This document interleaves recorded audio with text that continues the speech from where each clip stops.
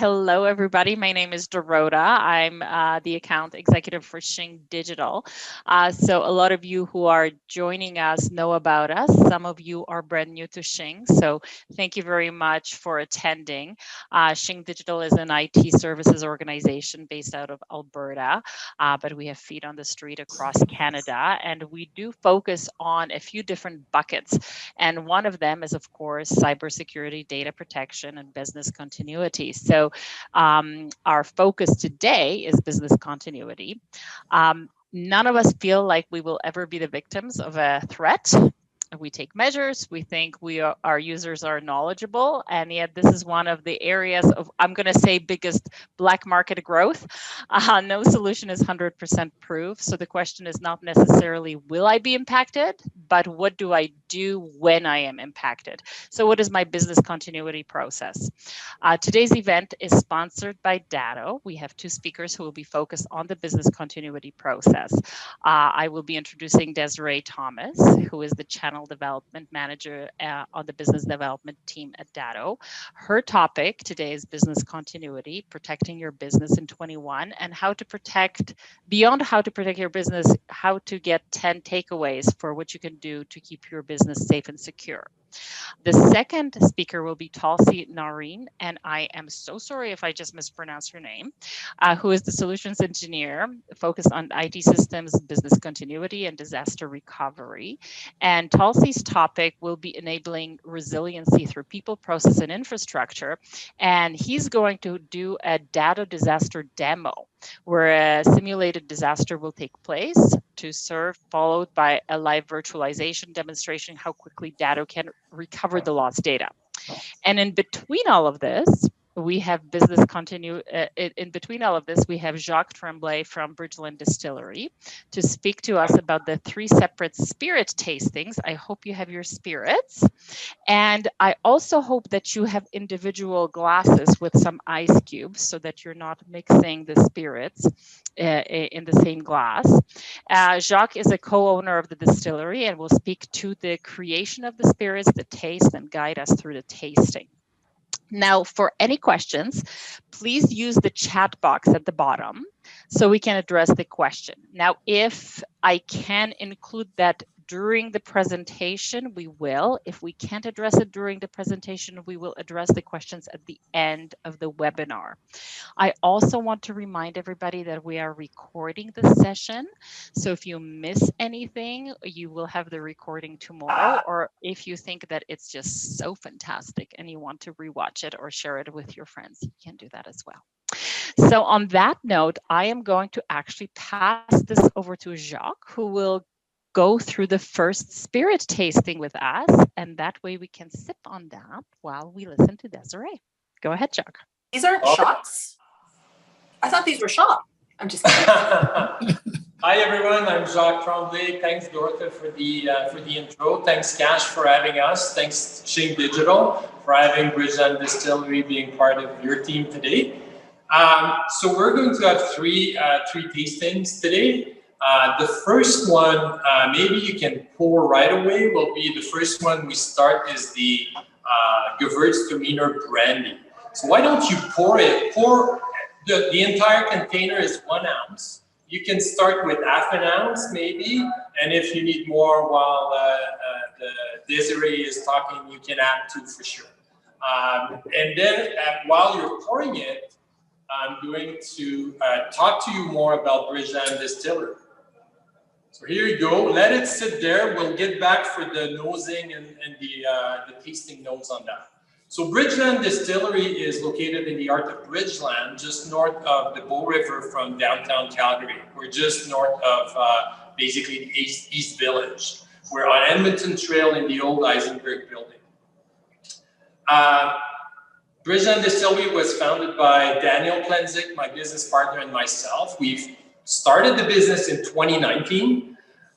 We opened to the public in the summer of 2019. And we've been working at it ever since.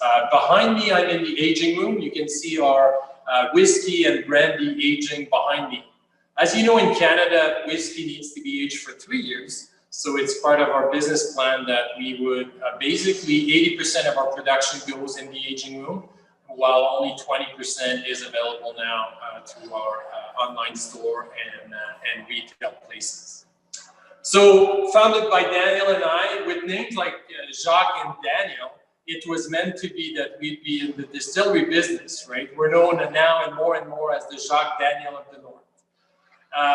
The distillery, how we got to do what we do is, what's important for us in our spirit is the craft, high quality. We have the best pot still in the world.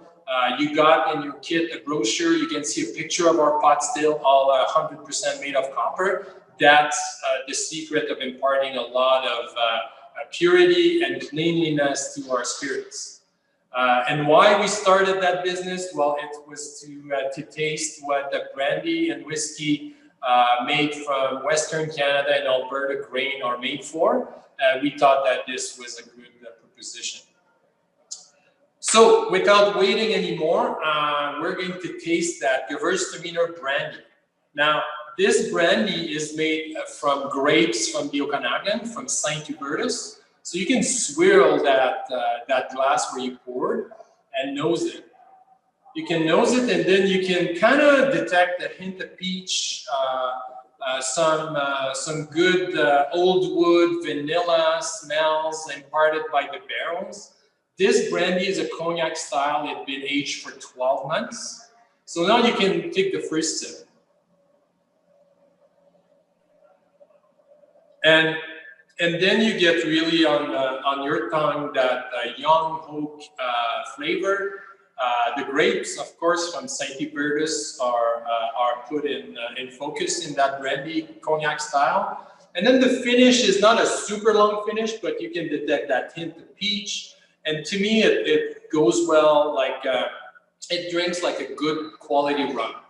So yeah, in a nutshell, that's our 100% Canadian brandy cognac style. I hope you enjoy while Desiree is talking to you about virtual security. So thank you. On to you, Desiree. Awesome. Thank you so much, Jacques. I have to say that Bridgeland is one of my favorite places to do like a good date day. You do a little walk around the area. There's a lot of good restaurants, and I'd never been to you guys' place. So that is going to have to be a goal here. Let me make sure I'm sharing the screen. So hi, everyone. Thank you so much for joining the presentation today. I really hope that you enjoyed the drink. Cheers, everyone. I do say it's a little warm on my belly. I'm going to be covering a ton of information today and just really talking about cybercrime. What is cybercrime? Who are these bad guys that we're always talking about? And what are the threats? And then most importantly, what can you guys take away now, today, that might protect your businesses? To let you know a little bit about Datto as a company. There's a good chance you probably have never heard of Datto, and you might think, well, who's this company that I've never even heard of, and why would I ever want to be using any of their products? The reason why you've never heard of us is because we work within an industry that supports companies like Shing with the products and services they need to help you guys. So whether it be your business continuity solution, or maybe networking, or file sync and share, things like those. So we've been around for quite a while. We started as a home business. Our former CEO, Austin McCord, got out of school and realized that he couldn't get a job because he didn't have enough experience. So then he decided to create something that would give him enough experience to get a job. And that was a brilliant idea. I hope all of those for all of us at any point in time. So we've been around since 2007. We have 23 offices globally with over 700,000 MSP or SMBs like yourselves protected. I am coming to you from good old Calgary, Alberta. So I'm super excited to be doing this presentation here in Calgary with my people, because I love it here so much. So super excited to be here today. And so there are threats around us. We see it in the news every day. You're seeing it, like I think back at the Calgary University, how that got hit. We see these examples of threats happening all the time. So I wanted to talk a bit about what the e-crime landscape actually looks like. And we break this down to, let's talk about 2016. that seems like a really long time ago, but look at these numbers. We're looking at 860 billion from illicit and illegal online markets, 500 billion from theft of trade secrets and intellectual property, 160 billion from data trading, 1.6 billion as crimeware as a software, $1 billion from ransomware. And even nowadays, we look at ransomware as a service as a new thing that's coming up. So just imagine that now the bad guys who create this ransomware, they realize they don't even have to take the effort to push it out. They can actually just do it as a service, offer to sell it. You can give me $500 a month and you have access to this ransomware, and you can affect anyone you want to. So the number of this is only $1.5 trillion, which seems like a whole bunch of money. But then we look at 2021. That number of $1.5 trillion, we're now looking at $6 trillion is the e-crime landscape. That's how much this business has increased within a pretty short time frame. To put that number in perspective, let's talk about the the GDP, gross domestic product of Canada. So the e-crime landscape is $6 trillion, and Canada only brought in $1.7 trillion. It shows how big that industry is and how big that business is. So what is ransomware? Why should you even worry about it? You just imagine what ransomware is it is a form of malware that encrypts your devices, files. So you imagine that you click a button, you're on your way out to the mountains, you're going camping, it's Friday, you're busy, everything's kind of crazy. You really don't want to deal with that drive. And then you click a button and then all your files are encrypted. The happy thing is they'll give you a nice red screen of death that tells you how to buy Bitcoin and how to help. And they'll give you a service and all of that like support and service to help them or to give them money. But what ransomware, and it can be really scary. And then what's even scarier is now there's new companies and groups that are coming out there that they're not even giving you access to the information afterwards. They're actually re-victimizing the same targets over and over again, because what are your options if you don't have a plan in place?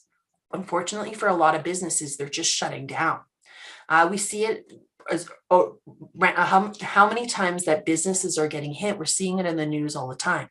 The Canadian Cyber Defense Agency is already warning you that critical Canadian businesses are being attacked. They will be hit. So who are these bad guys?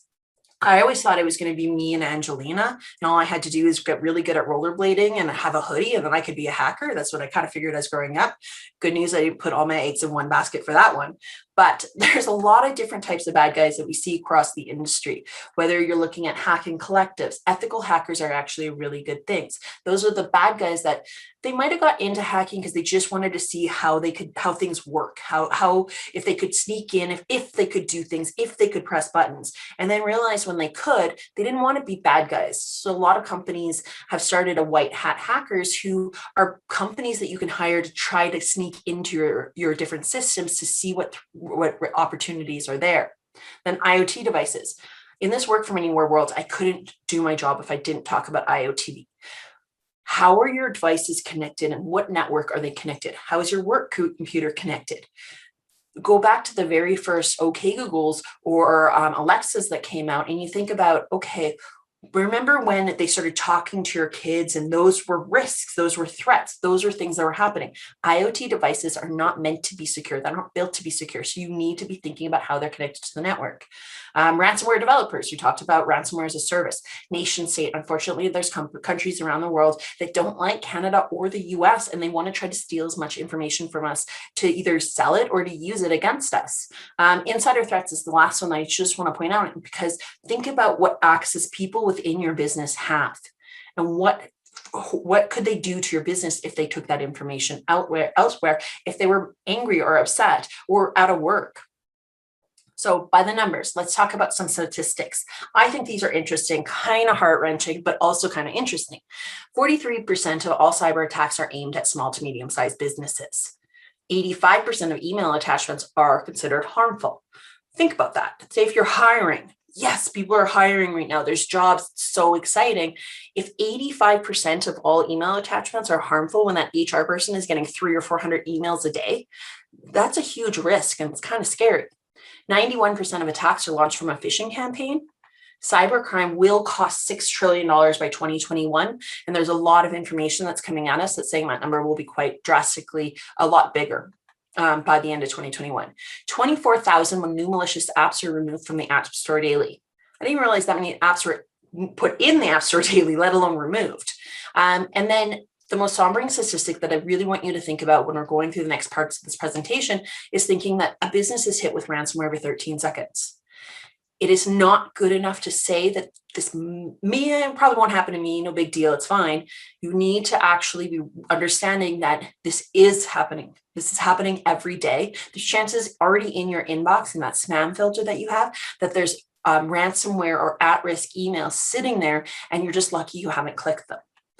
Cybersecurity experts, this is their job, and they still are getting hit because the bad guys are really good at what they do. So you need to have policies, procedures in place within your business.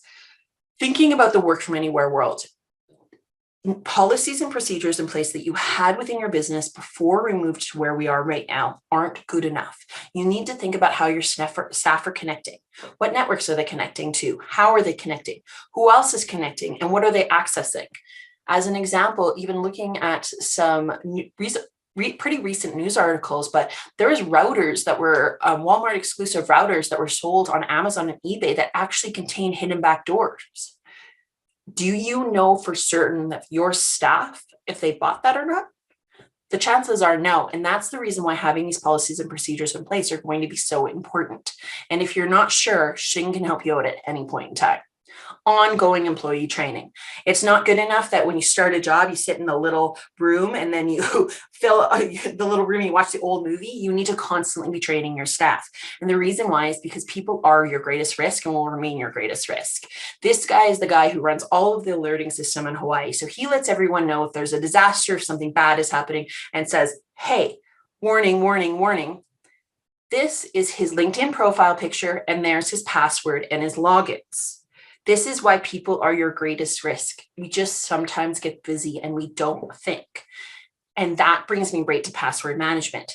You need to be using a password manager.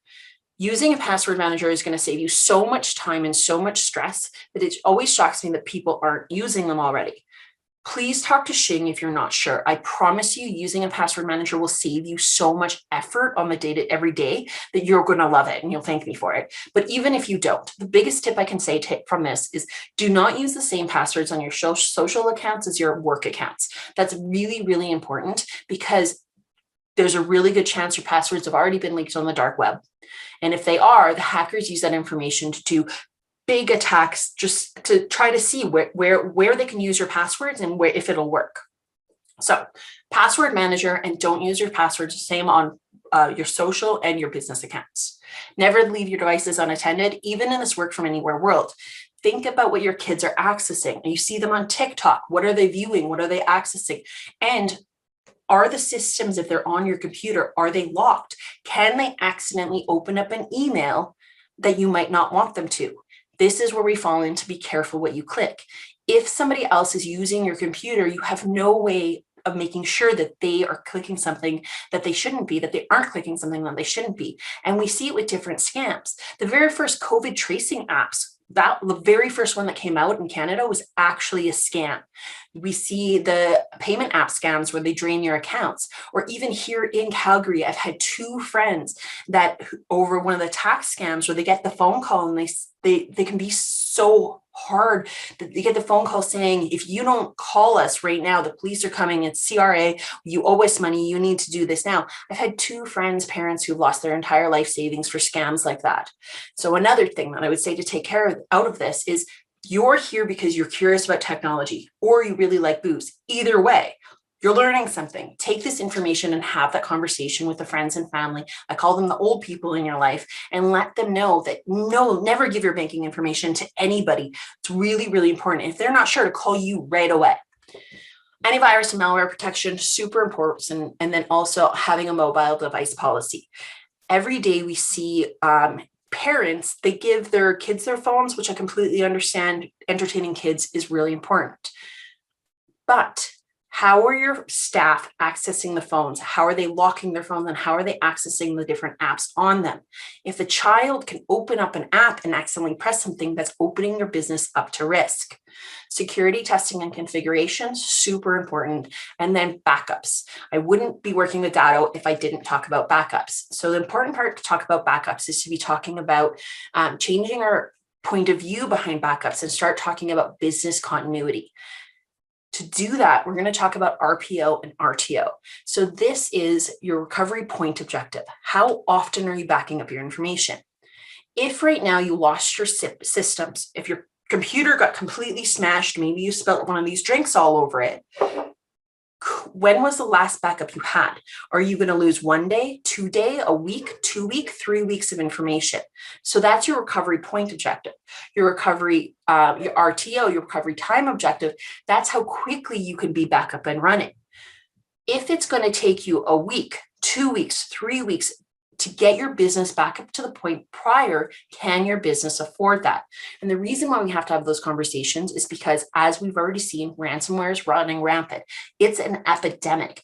The ransom paid by the SMB industry, 750 million. And that's not including the actual cost of downtime, which at this point in time is arguably 50 times more than 700 million is what's costing businesses to be down when they're getting hit by ransomware. And hackers are exploiting businesses left, right, and center. This is just within the last couple of months. You see hackers are targeting anything that looks vulnerable. The Canadian transit system, fuel distribution were victims of ransomware attacks. And those lists keep going on. So that's all a lot of really scary things. So how do you protect your business from all this craziness? We stop talking about backup and we start talking about business continuity. And talking about continuity, we're talking about cloud only, local only, or what's not continuity is your cloud only, your local only, including tape. When was the last time, if you have tape, when was the last time you tested it to see if it's actually working, or file-based backup? Continuity is, and Tulsi's going to go over this in a lot more detail than I am, your hybrid cloud-based backup with your image-based backup, delivering your superior RTO and RPO, which will help you eliminate your downtime from your business. And with virtualization, it doesn't matter if I do actually pour, although my boss is going to get mad if I do that, but if I poured my drink all over a computer, I could go up, work from another computer in my house and do this presentation for you pretty seamlessly, minus the fact you guys would be laughing at me because I spilled my drink all over myself. But that's not it. Datto also includes ransomware detection. This will help you sleep at night. With ransomware detection, every single backup, we have a screenshot verification. And all of a sudden, if you know A backup is amazing, screenshot verification, everything's working. B backup all of a sudden looks completely different. The system alerts your managed service provider, Shing, and says, hey, Shing, something's weird here. Let's roll back and fix the problem. So we need to talk about continuity for all of your devices if you're going to talk about continuity. So think about those systems that you're in every day, your Google, your Microsoft 365. You're working in these every single day. What if they just were locked? What if that red screen of death and everything is gone? The reason why we have to talk about SaaS protection is because there's a lot of data being compromised. These numbers aren't even that big, but still, 7% of data loss is caused by malicious deletion. So ransom cloud is a new thing. Ransomware is specifically targeting these systems. 13% of data loss is caused by viruses, and then 47% of data loss is caused by end user deletions. Those people being nice and polite and deleting things by accident. One of the important parts here is, you know, that paperwork that you always read and sign the end and say, yeah, I read all the terms and conditions. This is in the SLAs that you signed and agreed to. Both Microsoft and Google say in their SLAs that you need to protect your data by a third party, or they're not responsible for any losses. So if you lose this information, it is good. It's gone for good. And then you have Ransom Cloud. Ransom Cloud infects the computer. It looks just like this, Microsoft Anti-Spam Pro. It's Friday, 3 p.m. You're headed to the mountains. You want to get done for the day. Yeah, you want to get this done just because you don't want to have to deal with it on Monday. And then you have the red screen of death. And then you close your computer and just set the house on fire and leave forever. But no, you're not going to do that because you're going to have Datto SaaS protection. This is super easy to set up. Shing can help you at any point in time. It's multi-scale. It doesn't matter if you're small or big. And with that, I'm just going to quickly talk about RPO and RTO again. When I mentioned this the first time, there's a really good chance that you're like, I don't know when the last time I backed things up was. I don't know how quickly it would take me to get up and running. And this is another way that Shing can help you out. We have a quick questionnaire. It's 10 simple questions with 6 current data questions and 4 state of the business. And by the end of this, you'll actually be able to see your hourly downtime.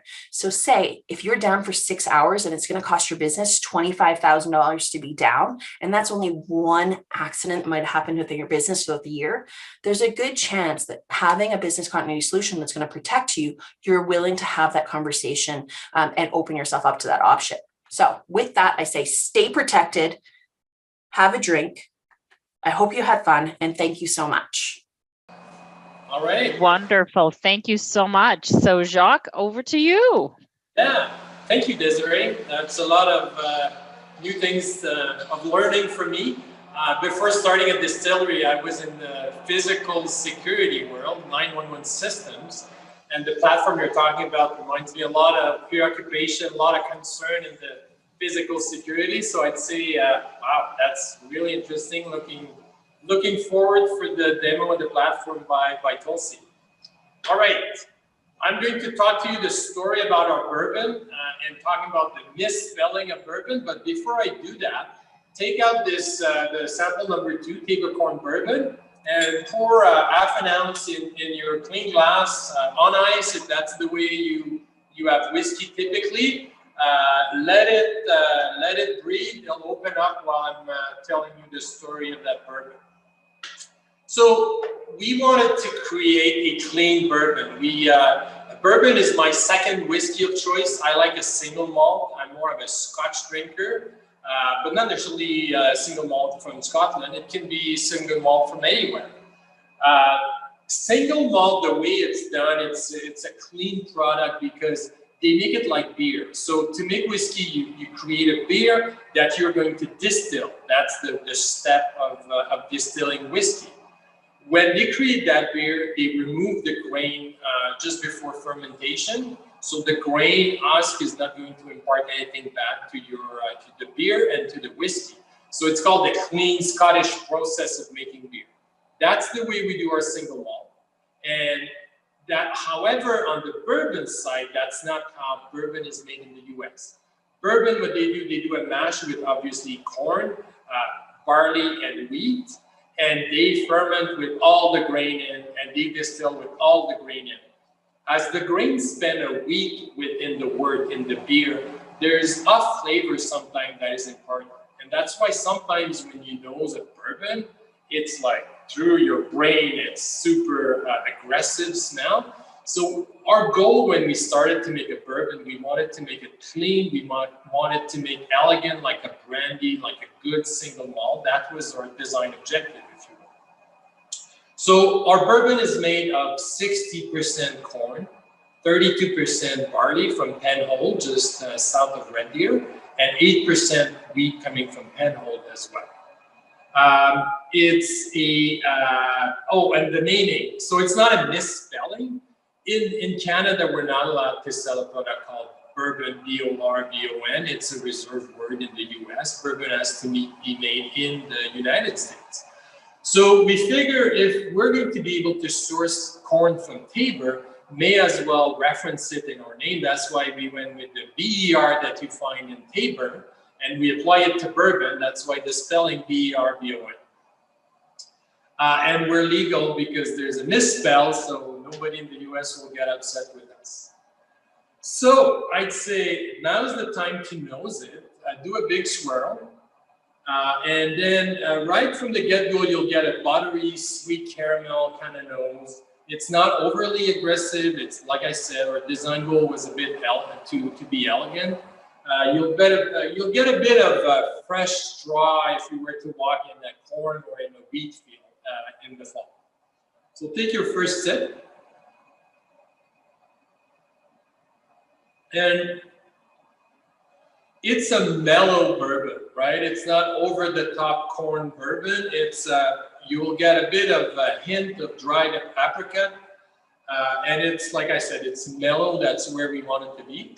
The finish stays there with you, the caramel note and the vanilla note, and they're all imparted by the cask like this one, made of American oak. Our bourbon eventually will be aged for 3 years. The one you're tasting it has been only aged for 12 months, 1 year. That's why on the bottle here, it doesn't say bourbon whiskey, it's bourbon spirit. In Canada, whiskey, to be called a whiskey, it needs to be aged for 3 years.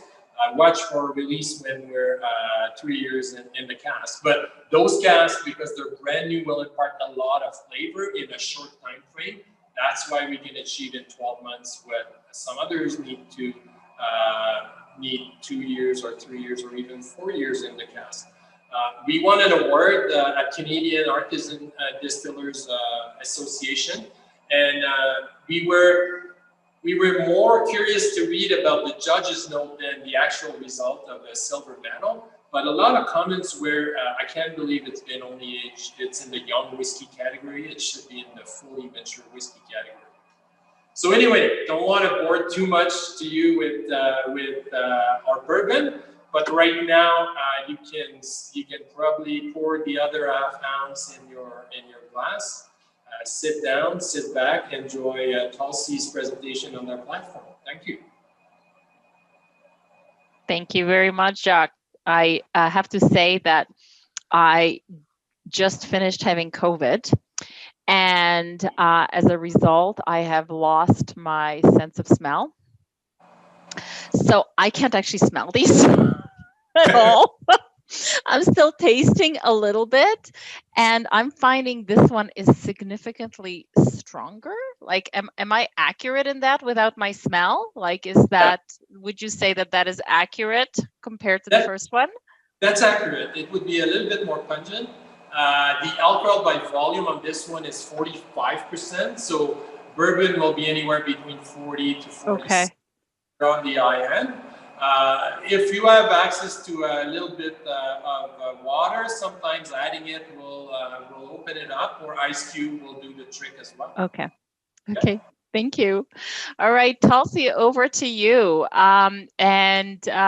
Please definitely get into, we have a little bit of extra time because Desiree was really efficient.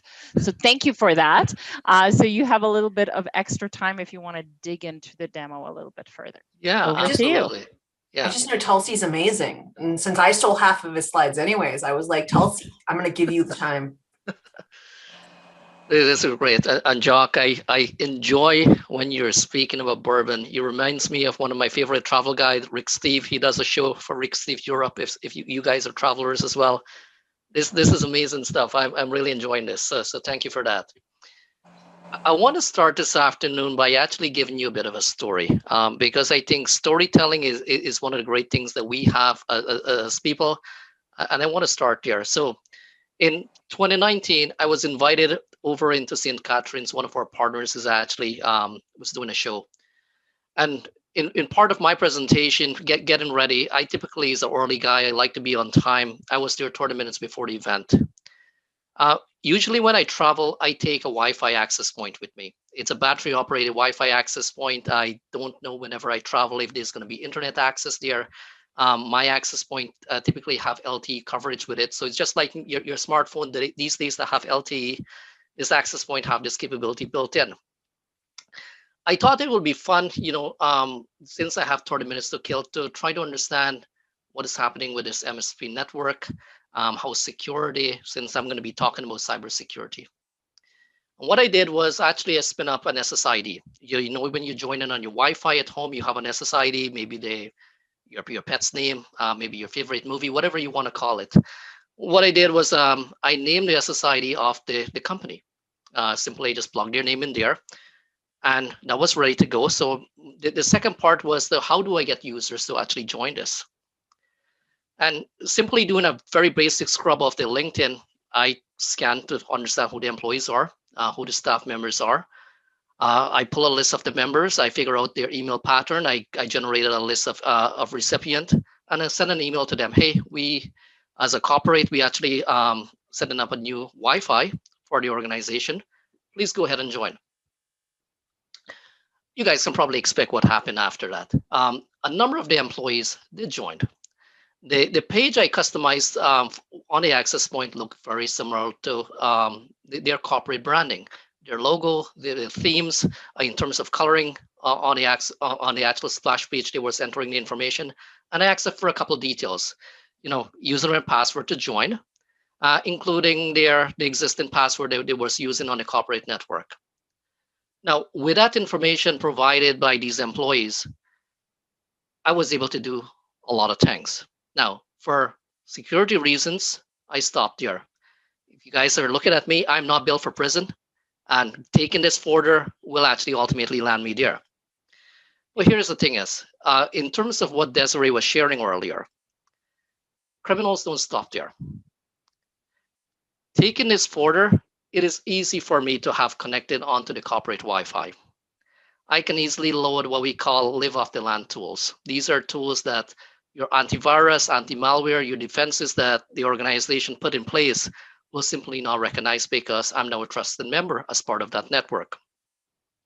I'm able to actually begin doing what we call reconnaissance, understanding the layout of that network, what devices they have, what servers they have, what PCs they have, what IoT devices they have on the network. Begin to understand the weakness of those systems by loading things such as Empire or Metasploit.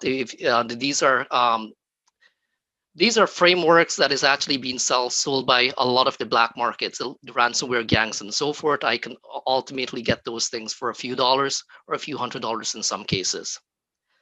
But the goal there, once I'm able to actually establish a footprint in the network, is to elevate my privilege, move laterally, connect into servers, connect into network shares, understand what data this organization have, and ultimately exfiltrate that data. Some of the information that shared with her presentation was in terms of IP, a theft of trade secrets.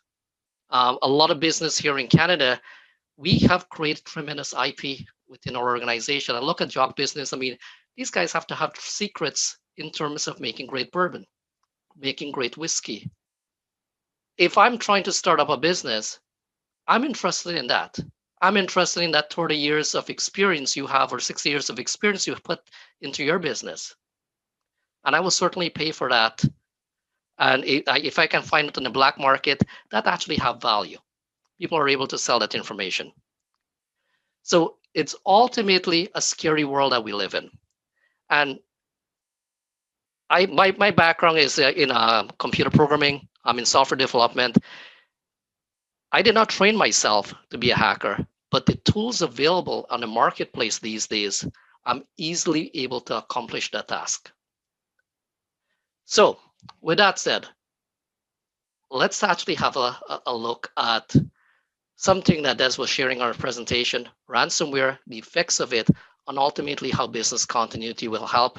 And then I'm going to actually finish off by talking about what we can do around our people, our process, our technology, ultimately how we can actually help shape up that area. So here's a machine. So imagine, the similar example I was using earlier. I indeed breach the network. I indeed exfiltrate the data. Here, maybe I have an awesome spirit slide, of Bridgeland Distillery here. Maybe there's some secrets in here in this document. I actually take this information out of the system. I'm going to try to make a quick buck from it. But ultimately, maybe I'm not going to get a buyer. But, I know this is important to Jock and his team there. So if I encrypt his servers, if I encrypt his machine, maybe he's going to be willing to pay me. Maybe he's going to, send me a couple of Bitcoins to, satisfy my efforts that I undergo in doing this. There's a little file on this machine called workbook. And as a lot of users, we are curious, like, I never seen that before. What is that all about? So I can go ahead and, click on it. And there's that wonderful red screen that we see with the, the Bitcoin. Go ahead and pay that. Now, as you see, this machine is changing. It went ahead and encrypted all of those files, including my lovely spirit wine list that I was working on. Seeing something like this, there's really not much you can do as a user. If you have business continuity, you have great backups. Yep, your MSP will be able to help you.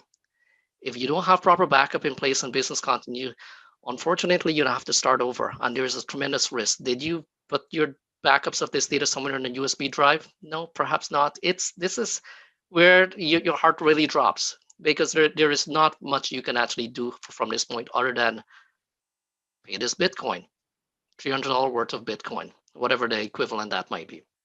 So I cannot do much here.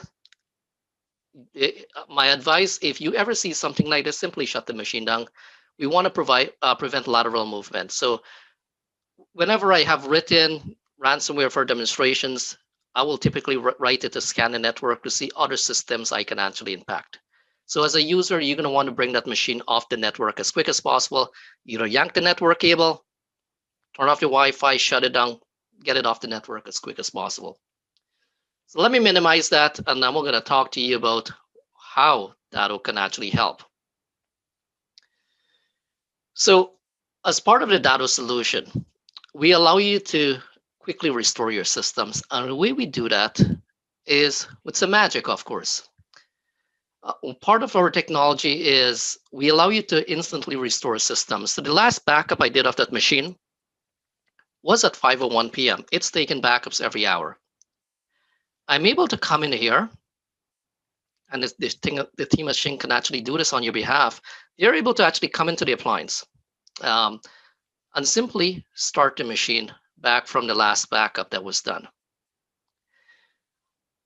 The incredible power of the Datto technology is because we are able to think of it almost like pictures, point-in-time snapshot of the machines at 5 p.m., at 5:30, whatever the case might be, at whatever frequency you desire. We're able to actually restore that system in minutes. The way I like to put it, it's quick as a coffee break. It doesn't take us long to do this. Now, as this machine is coming online, I'm going to be able to actually connect to it. But the moment it actually comes online here, it's booting up just like any system that you turn on in the morning. Within about 30 seconds, I have it back in operation. If you have users that typically was logging into the server or whatever file server it might be on the network, they can actually continue that operation. From the time you actually launch a support ticket to the team of Shing, these guys can actually restore the system so you can actually be in operation again while they investigate exactly what has happened to that machine on the network. So in this case, I was working on that spirit list. That was prior to the ransomware. I can go ahead and continue doing that where I was barely a couple minutes ago. And ultimately, this is the power of the technology. We are able to protect the critical infrastructure that you have on site, whether that might be servers, it might be workstations, in user systems. Ultimately, when something as horrible as ransomware happens, within a couple of minutes, we can certainly get you back up and running. Now, this is on one side of a house. Certainly, as we are looking at the last 12 months has been tremendously interesting. I would say businesses as a whole in the last 12 months did 5 to 10 years of digital transformation, which is incredible. As most of us was working at from home, we now have moved the infrastructure into the cloud. We have either moved our email into something like M365 or into something like G Suite.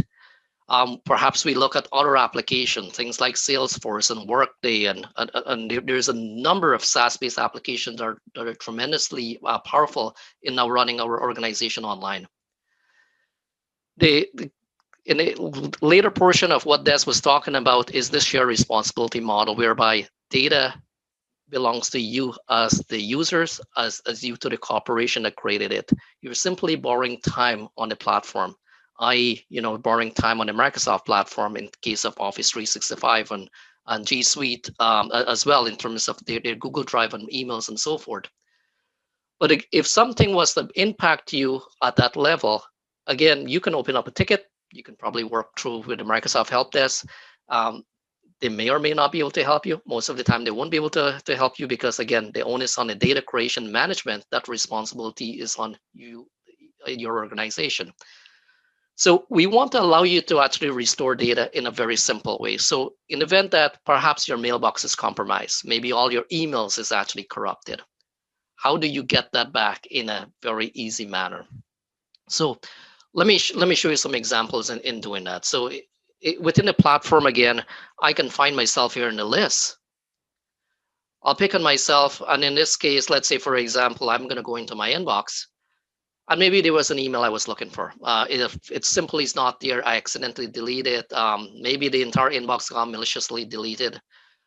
We are able to actually find those emails of interest. So I'll say it's an email from Microsoft. Perhaps I didn't pay my bill. Maybe that's why stuff went missing. Whatever the reason is. But let's say, for example, it was those 3 emails that ultimately got removed. We were able to almost instantly restore these emails back to the user. And this is the power with the tools, again, that Shing Digital have at their fingertips. So when I restore the email, here's my Outlook. I mean, most of us actually live within our email. Those emails will actually appear in a new folder, so I can easily find it. So just keep an eye on my inbox here. There's going to be a new folder going to be appearing here in a second. I'm going to go ahead and hit restore. And there's that folder immediately appeared.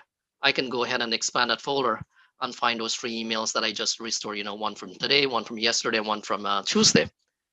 And ultimately, I can actually do something with those emails, whatever the case. I might be able to, hey, those need to be in my client's file. I simply need to move it in my client's file and ultimately remove that folder.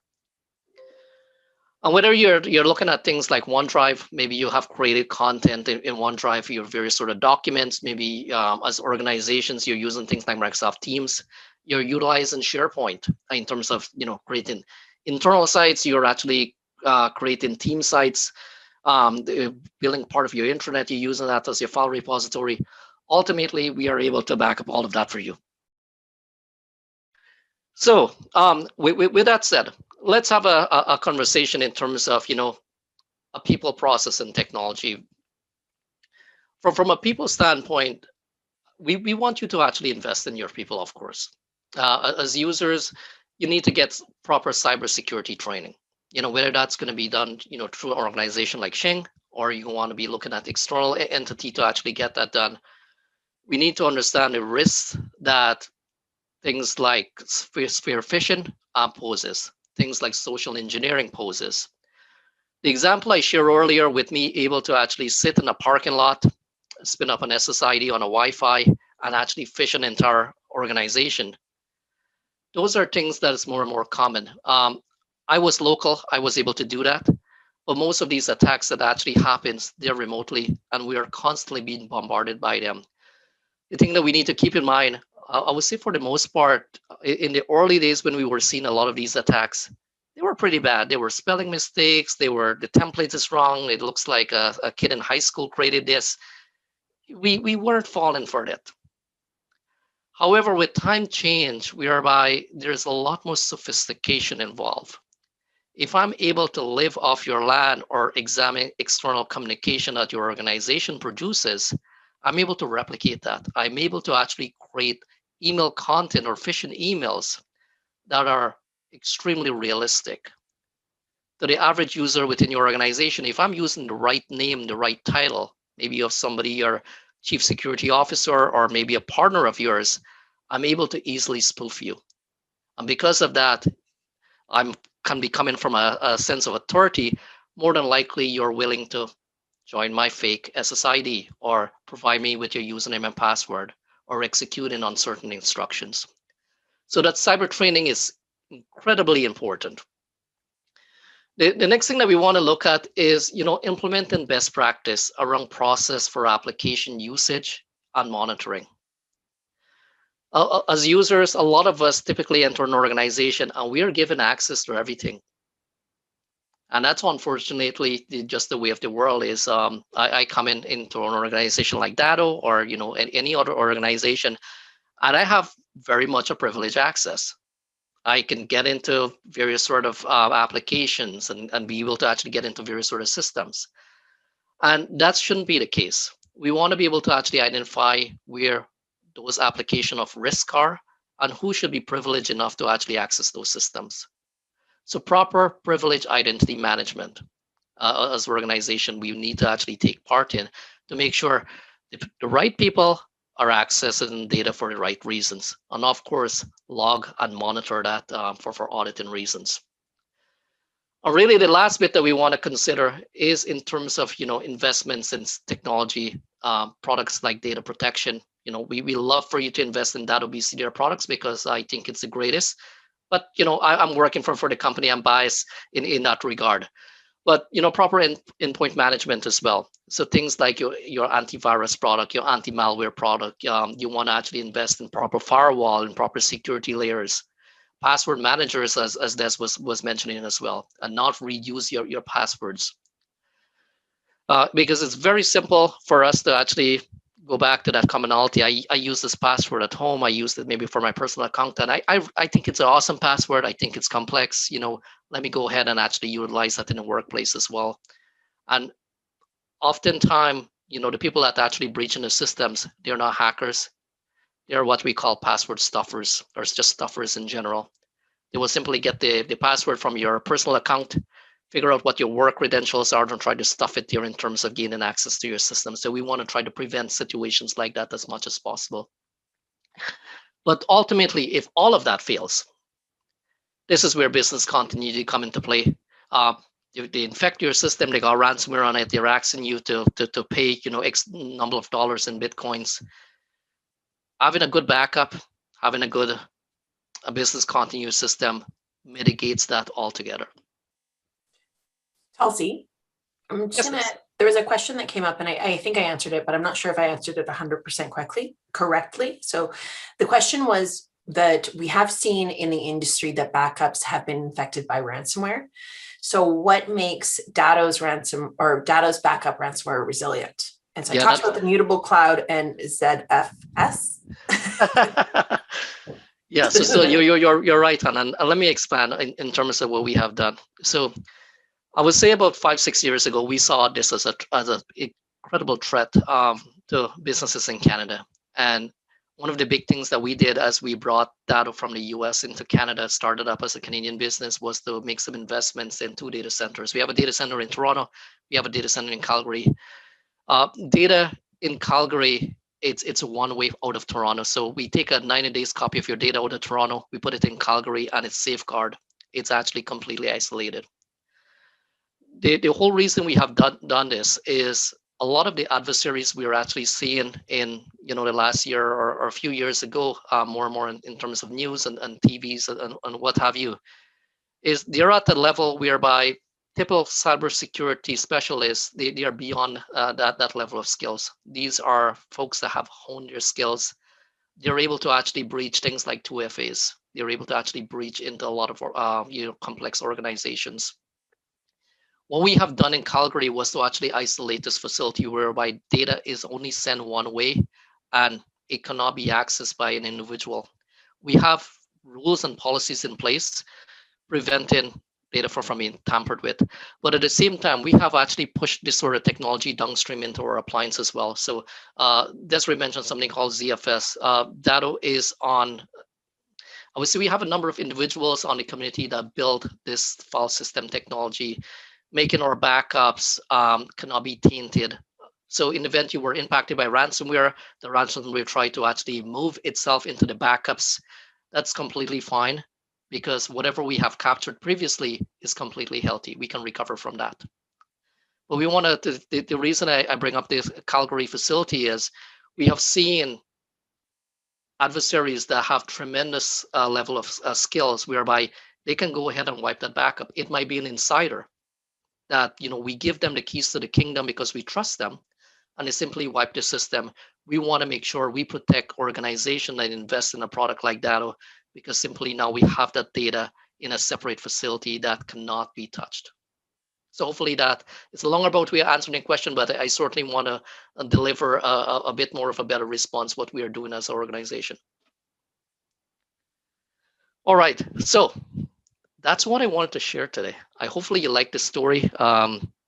I try to use that story in terms of showing the seriousness and the risk, and something for you to be mindful of. I typically go to shopping malls and so forth. We see people hop on the public Wi-Fi at random, at the airport especially, and we are taking things for granted that it is safe to join public Wi-Fi. Public Wi-Fi poses a tremendous risk because we don't know who is behind that infrastructure. Similar things to our own cell phones, that we sometimes believe that Rogers might be showing up at the top here and saying, okay, well, I connected to the Rogers network. A number of years ago, there was something called film to cell that came into the marketplace that hackers were using, whereby they can spin up a telecommunication network that force your phone to join it. So you receive an SMS text message saying, okay, enter this code. They already have a copy of that information. They don't need to breach your phone. They have breached the network your phone is joining to. So be cautious. I don't want anyone to leave here wearing tinfoil hats, but that's my presentation. Hopefully you enjoy. You did make me laugh quite a few times. That was fantastic. Thank you. It's toque time, not tinfoil hat time. That is very funny. My favorite comment of yours is you were not built for jail. That was very funny. Thank you. We do have a few questions that have come through, but I am thinking maybe what we'll do while we're doing Q&A is, Jacques, we'll pass it on to you to do the next taster, and then we'll go through the Q&A if you don't mind. All right. So the last sample is the old-fashioned. Let's pour it and then I'll tell you the story while it opens up in your glass. This one you can pour again half and keep the other half for later tonight. Hopefully, Dorothy, this will be the drink that will give you back your sense of smell. It does. You know what? Okay, so I may be wrong, but is it like a little sweeter, or is it just my COVID nose? Yeah. What you detect is cardamom. There's a sweetness because it's a cocktail. So what we did is we started the classic old-fashioned, right? An old-fashioned, it's the simplest cocktail to make, a whiskey cocktail. You pour an ounce or 2 ounces of whiskey. You add a little bit of bitters. Bitters are these type of things that you can find in liquor store nowadays, but you can also find it at the grocery store. And they're basically spices for cocktail. The best well-known brand is this one, Angostura.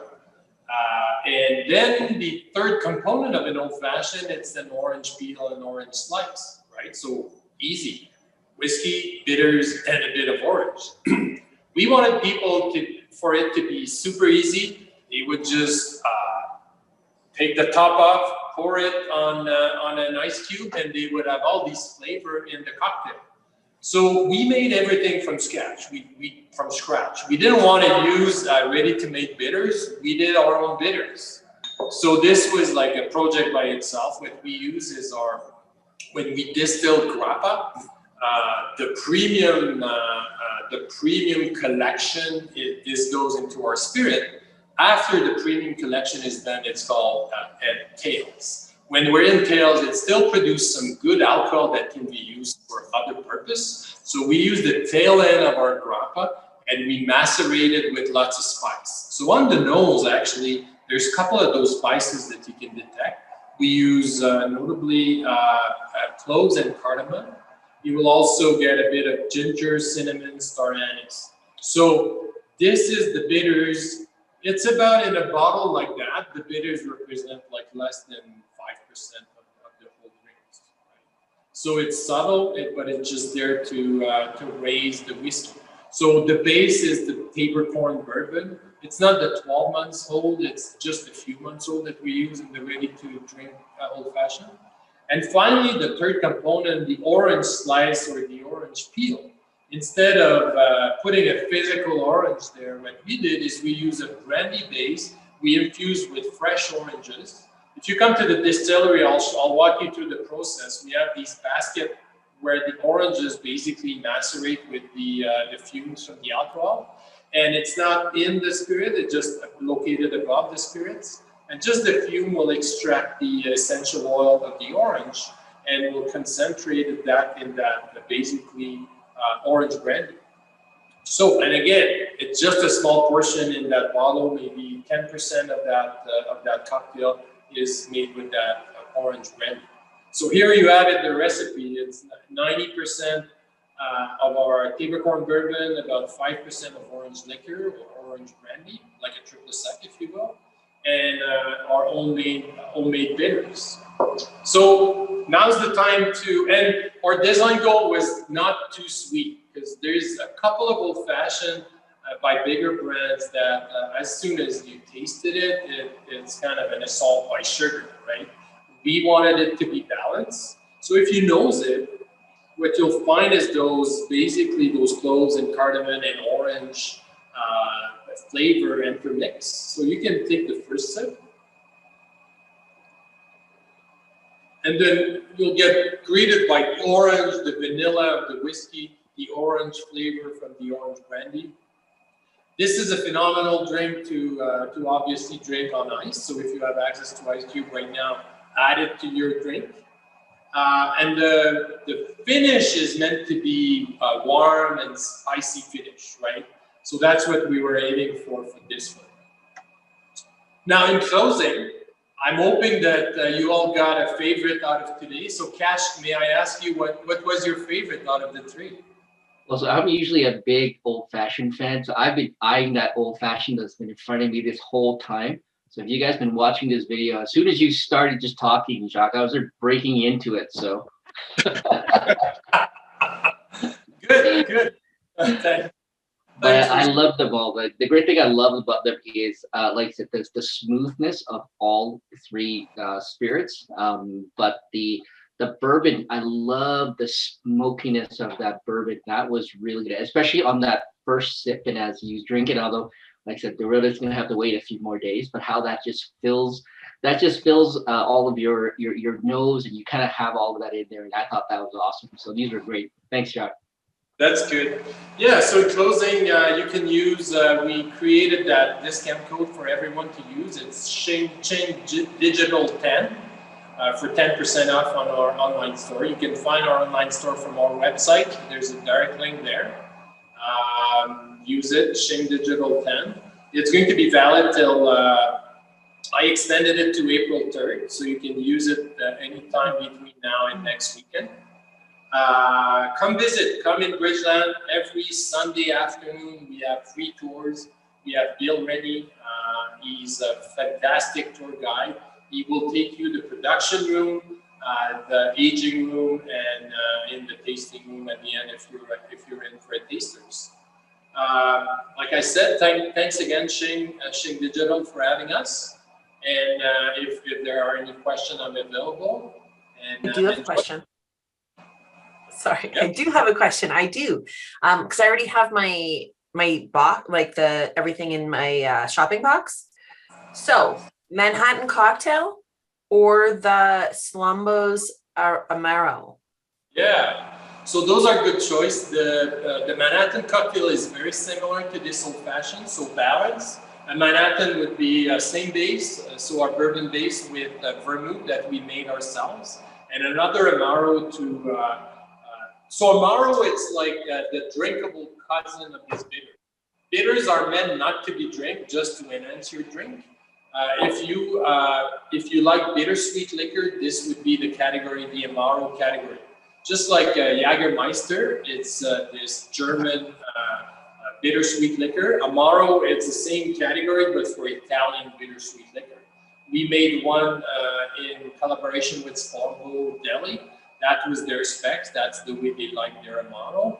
And we asked if we could keep the name, and they were quite honored and quite keen to go with it.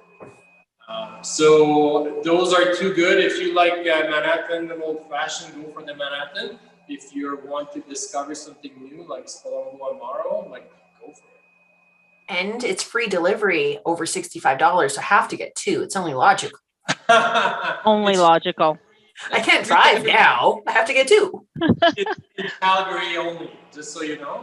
Okay. In Edmonton, though we do the shipping through Canada Post, we're adding $25 on the order, but you can order up to three bottles will fit in a box, so no problem there. It's all calculated in the online store. Awesome. Lovely. And you can add this to your advertising, Jacques, that the old-fashioned brings back your senses after COVID. So I can taste it. Right. I can taste it. I can smell it. I don't know if this will continue with other things, but if not, I'll just keep drinking the old fashioned. So I'm happy. So thank you. That's Okay. awesome. One last thing is you can also find our product in liquor store. We're in 45 liquor store in Calgary, all of the co-op, but also others. In Edmonton, we're in one store, the Islander on the west side of Edmonton. We're in 2 liquor store in Lethbridge, and we're in all of the liquor store in Taber. There's 4 of them. Anyway, thank you.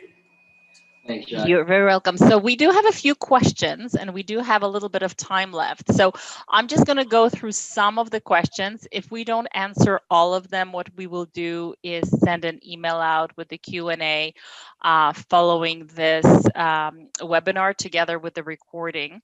And again, if you have any other questions, please put them in the Q&A portion under Zoom.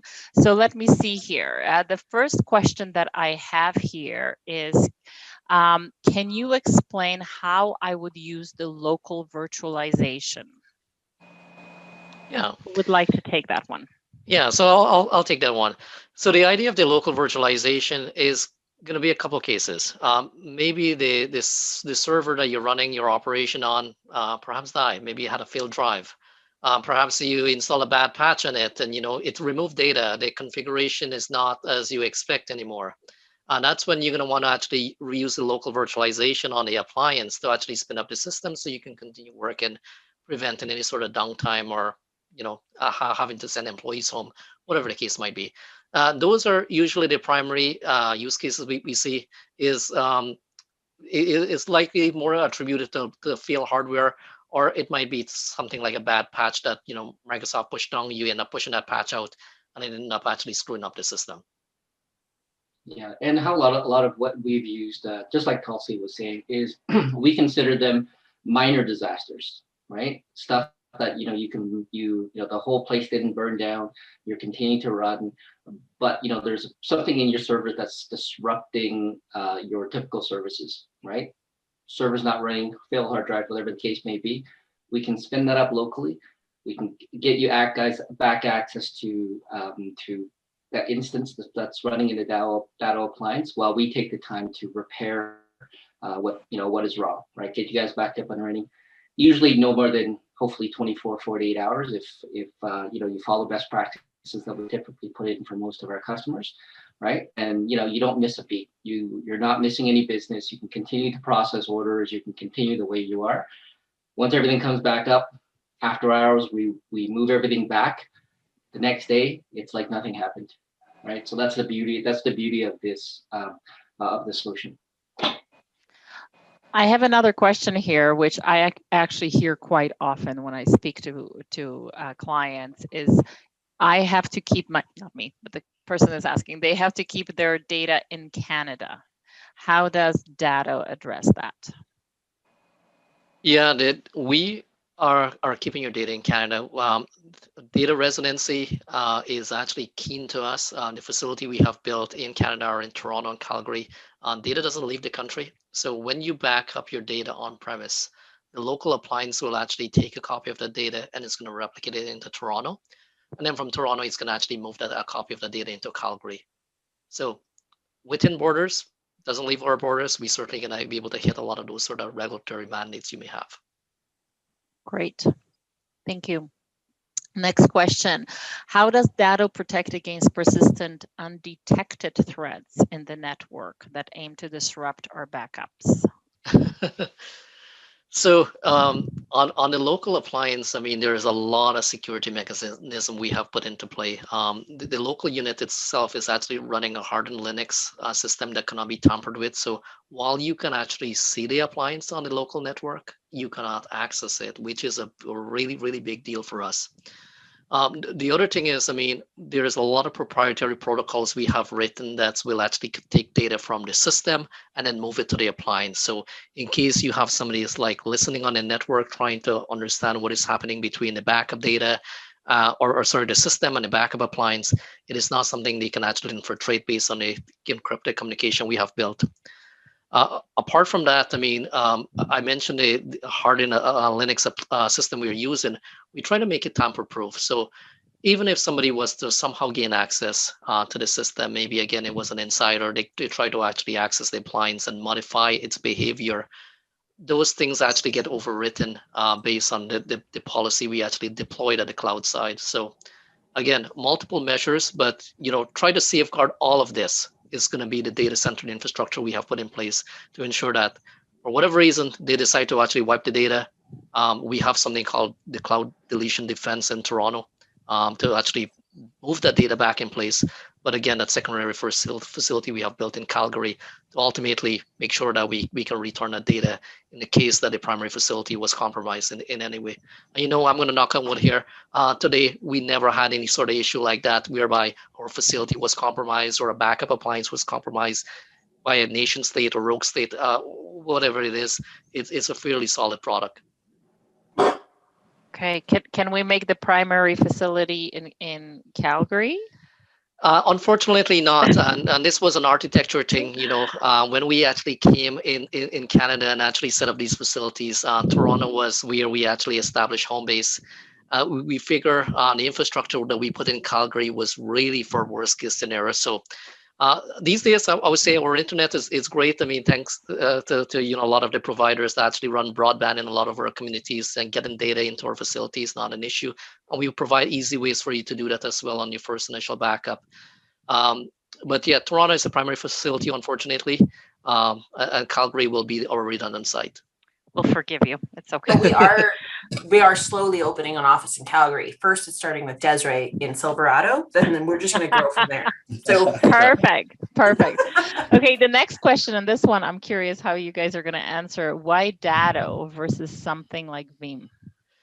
Yeah, so I'm a Veeam fan. I'm going to say that right now. But Veeam is a great product. Veeam is a great software product. The reason we want clients to actually invest in Datto is we actually build infrastructure end to end. Not only we actually build the appliance, we build the software in the appliance, we build the infrastructure. So when you actually have something like Datto, is the complete spectrum is covered. With something like Veeam is you need a Windows operating system, maybe you need a Dell server, maybe you need a storage from EMC or whichever vendor you want to pick to store the data. And then you need to worry about the cloud provider. Is that going to be going in AWS? Is that going to be going in an S3 bucket? So there's a lot of moving pieces for you to manage. But from a strength standpoint, we want to actually allow you to instantly virtualize your systems in our cloud in event of a disaster. So the controls that we're going to be putting into the fingertips of the folks at Shing Digital, and ultimately from a visibility through our portal for any sort of end client, is maybe something went wrong with that system. You now have immediate compute available that is under a fair use model. So again, something was to happen to your organization, flood, fire, you lose the system. You're able to actually run those machines in our cloud in a fair use model. You need access to it for 2 weeks. You need access to utilize our compute infrastructure for 2 months. That is actually covered. And that's what makes it quite remarkable. If you compare with something like a public cloud environment like AWS or Azure or GCP or any one of the big vendors in the marketplace, you're paying for that environment. You're paying through the teeth at that point because the compute environment on those public clouds are very expensive. It's complementary as part of the monthly service with Datto.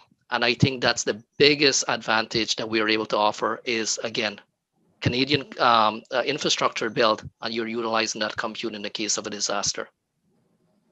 And I can kind of add to what Tulsi has said as well. I've been in IT for, well, geez, a lot longer than I would care to admit, but I've been in it for a while. And if you've ever heard any of my pitches when it comes to backups or even IT folks in general, I always say, a true measure of how good an IT guy is how well he can manage a disaster or set it up so that he can manage that disaster.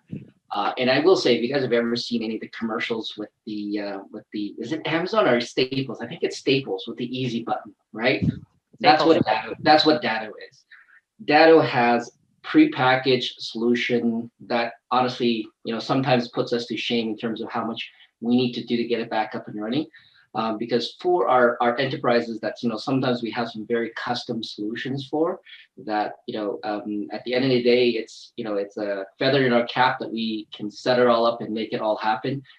For a lot of our SMBs, first off, that amount of capital to put into those type of solutions simply isn't there.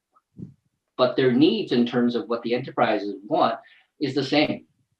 They want easy to use. They want all their systems protected. They want a way to survive, get through, and thrive, even through a disaster. Right? Doesn't matter what size of companies. Those are always going to be your general goals. Datto helps us to achieve that for any size of business, right? And we don't even need to go through 10 years of education to get that done for you, right? And when we do our demos in terms of how you manage the system, I mean, literally within the first 2 minutes or less, all the customers get it. Easy, it's intuitive, and it's full featured, and it has things where even things like Veeam wouldn't be able to touch it. And like I said, I'm a Veeam fan too. I think Veeam's a great product, right? But it's all Lego pieces. You've got to all put it right. If you don't have the instructions, you don't have something that's specific to your environment, you got to go figure that out. You got to piece everything together. With Datto, it's one package. You plunk it in, we get things going, and it just works. So that actually introduces me to the next question that I was going to ask. And there's a question around how easy this is to use. Do I need a third party like us, Shing, to manage this for us, or can I manage this internally? I'll answer part of that in that we can. Absolutely, you can manage that yourself. Part of hiring us as that service is that, even though it's not as complicated as some of the other big solutions, we can make sure we keep an eye on it for you. Nothing is 100%. Sometimes backups will fail.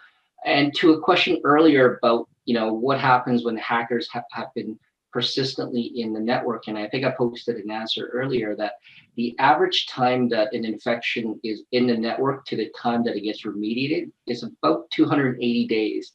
That's a lot of damage that can happen in 280 days. So, and the big piece of what they go after is they go after your backups.